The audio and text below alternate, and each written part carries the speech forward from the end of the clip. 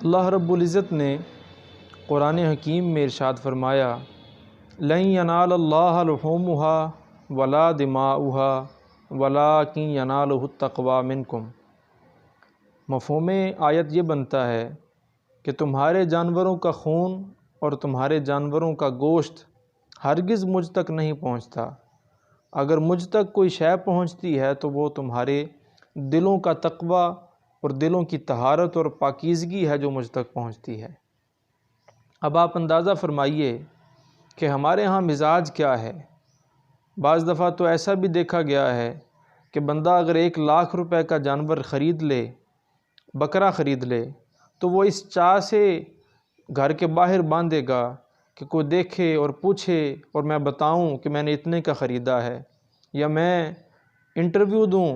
T V پر آ کر کہ میں نے اتنے کا جانور خریدا ہے۔ قربانی اللہ اور اس کے رسول کی رضا حاصل کرنے کے لیے ہونی چاہیے، نہ کہ اپنی واہ واہ حاصل کرنے کے لیے، اور نہ کہ علاقے میں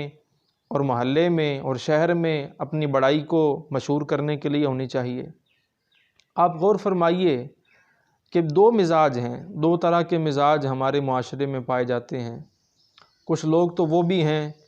کہ جو اللہ رسول کی رضا کے لیے بہت سارے جانور قربان کرتے ہیں، لیکن وہ اس کا شور نہیں مچاتے، وہ اس پر واہ واہ نہیں چاہتے، وہ اس پر لوگوں سے شاباشی نہیں چاہتے، بلکہ اللہ اور اس کے رسول کی بارگاہ سے اس کا اجر چاہتے ہیں۔ میں ان کی بات نہیں کر رہا۔ اس کے علاوہ 2 طرح کے مزاج ہیں۔ ایک طرح کا مزاج تو یہ ہے کہ جناب اگر میں نے اس دفعہ ایک جانور پورا خرید لیا ہے، یا میں نے اگر اس دفعہ 2-4 جانور قربان کرنے ہیں، تو پورے علاقے میں اس کی دھوم پڑنی چاہیے، پتہ چلنا چاہیے کہ فلاں حضرت نے یا فلاں چودھری صاحب نے، فلاں نمبردار صاحب نے، فلاں رانا صاحب نے یا فلاں حضرت صاحب نے اس قدر قربانیاں کی ہیں ماشاءاللہ، اور علاقے میں دھوم مچ جائے، اور دل میں بندے کے یہ خواہش پیدا ہو رہی ہو کہ اس دفعہ تو میری بلے بلے ہو جانی چاہیے، پورے علاقے میں میرا نام ہو جانا چاہیے کہ میں نے قربانیاں کی ہیں۔ اور ایک مزاج یہ ہے کہ بڑی مشکل سے 8,000 روپیہ، 10,000 روپیہ، 12,000 روپیہ اکٹھا کیا اور قربانی کے بڑے جانور میں اپنا حصہ ڈال کر پھر مصلی پر بیٹھ کر اللہ کے حضور یہ عرض کیا کہ مولا میں اتنا ہی دے سکتا تھا، میں اتنا ہی قربانی کے لیے پیش کر سکتا تھا، مولا یہ میرا نذرانہ اپنی بارگاہ میں قبول فرما۔ اور پھر بندہ روئے اور گڑ گڑائے اور توبہ کرے، اور پھر بندہ ساتھ دعا کرے کہ مولا میری قربانی قبول کر لے، اور اپنے ہی اندر اس بات پر ندامت اور شرمندگی محسوس کرے کہ میں زیادہ کیوں نہ کر سکا، مجھے اس سے بھی زیادہ کرنا چاہیے تھا۔ یاد رکھیے اگر ہم بہت زیادہ قربانیاں کر رہے ہیں، بڑے بڑے جانور قربان کر رہے ہیں، اونٹ دے رہے ہیں، بکرے دے رہے ہیں، جناب گائے خرید کر بہت زیادہ ہم قربانیاں کر رہے ہیں، تو ہم کسی پر احسان نہیں کر رہے، بلکہ اللہ رب العزت نے واضح طور پر ارشاد فرما دیا تمہارے دلوں میں جو پاکیزگی اور طہارت ہے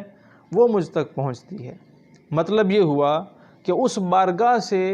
صلہ اسی قربانی کا ملے گا کہ جس قربانی کی نیت اللہ اور اس کے رسول کی رضا کا حصول ہوگا۔ اور اگر اپنی واہ واہ کے لیے، اپنی بڑائی کے لیے، اپنی تشہیر کے لیے اگر بہت ساری قربانیاں بھی کر دیں تو یاد رکھیے قربانی تو ہو جائے گی، واجب تو ادا ہو جائے گا، گوشت بھی تقسیم ہو جائے گا، لیکن ثواب نہیں ہوگا۔ وہ قربانیاں ساری کی ساری اس حوالے سے ضائع ہو جائیں گی کہ